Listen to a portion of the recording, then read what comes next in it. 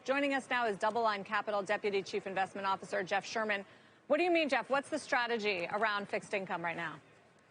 Well, Sarah, it's been the same trade we've been advocating for really the course of the summer, and this is having a balanced portfolio of risk. And when I say don't add to credit, it doesn't mean that you shouldn't own credit, but this is not the time with yields where they are today to be going down and reaching for the bottom tiers of credit. And so you can be good enough in the credit markets today. We have investment grade bonds that yield 6% today in corporate credit in the U.S.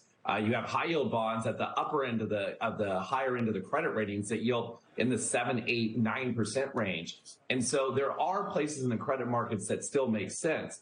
But in order to do that and be comfortable with some of those risks, why not own some of this Treasury market as well? And so, as you mentioned, we went over 5% in overnight trading this morning. And it seems like it just all of a sudden was a catalyst when kind of the U.S. market woke up, right at that 5% mark. It really sent buying into a frenzy today. And so, again, this isn't something where investors have missed this move to date. It's owning these balanced risk in a portfolio, in a bond portfolio that nowadays yields 6.5% to 7%.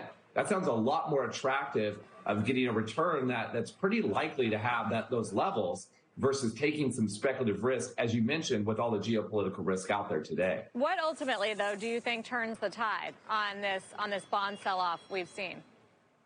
Well, ultimately, you need people to wake up and say that this is a level where you feel comfortable owning this through the cycle. And I think as we grind through the year, I mean, the technicals have been horrific on the bond market. We've had all this issuance that we keep talking about, the massive deficits. We have a dysfunctional government that says maybe we don't get any relief in any of these factors going in the short term. But ultimately, as investors are looking to position portfolios for next year, you're going to see a big turn in people looking at the bond market. I mean, the stock market, even for all the pain we've seen in the last, let's say couple of months or so, or last month or so, you're still up over 10%. And so there's this natural rebalancing. If you go through last Friday, the Barclays U.S. aggregate, or the Bloomberg U.S. aggregate, as it's called now, is down 3.1%. This is the worst performing year, but outside of last year, if the year stopped as of last Friday, it'd be the worst year on record, second worst year on record for bonds. Sorry, I can't speak this morning. But ultimately, I think what you'll see is investors waking up and saying, wait a second,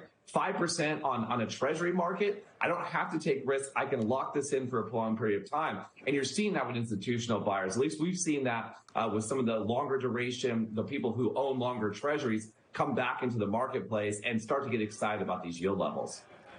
Jeff, I wonder how you're thinking about credit quality and some of these delinquencies, late payments, in the face of what appears to be still a very robust labor market, and how that picture changes if, in fact, employment also rolls.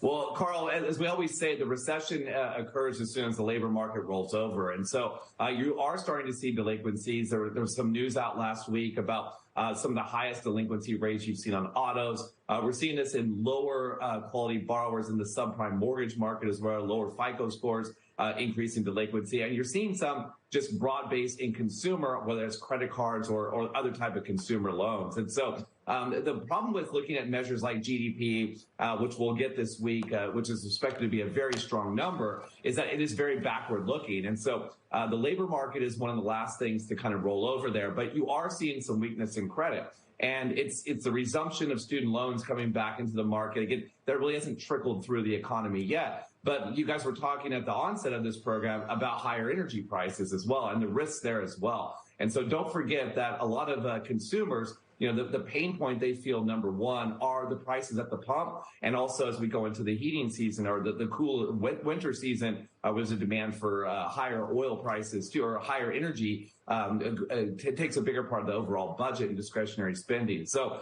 again, just because the labor market has been resilient doesn't mean it will continue. So far, you just have this kind of inflection point in the market. Either we're going to continue to grind along and this economy is going to be great for the next 6 to 12 months, or you're going to start to feel a little bit more pain. And so far, some of that data is starting to show a little bit of cracks, but it's too early to say that it's a recessionary call today. I highlighted last hour the $1.7 trillion deficit for fiscal year 2023, which was just announced on Friday.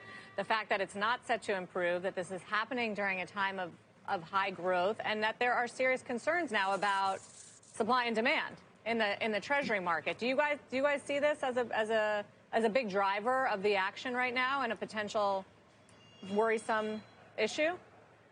Well, Sarah, the thing about it is that you've seen that this deficit has been a problem for really the last 7 or 8 years. And during the last administration, we really expanded the deficit during good times as well. And we're doing it once again.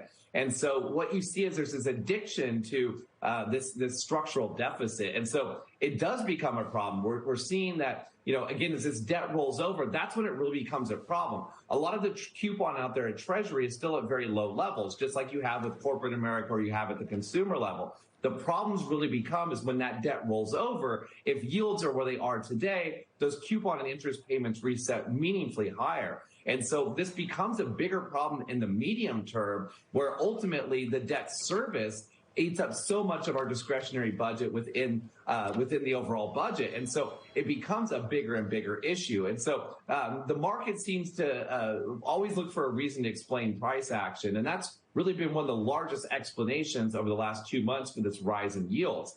Some people talk about the growth story. Some people talk about this. Both of them are in concert of why we have higher yields. But ultimately, I think what you see is that this isn't a problem in the next 3, 6, or even 12 months. This is something that's going to be a real big problem when more of this debt rolls over in 3 to 5 years. And so I think investors are thinking about that. Perhaps that's why there is a little more of a term premium in the marketplace today. But ultimately, the U.S. will pay its obligations. The question is just the value of that dollar when ultimately it comes down to pay that back.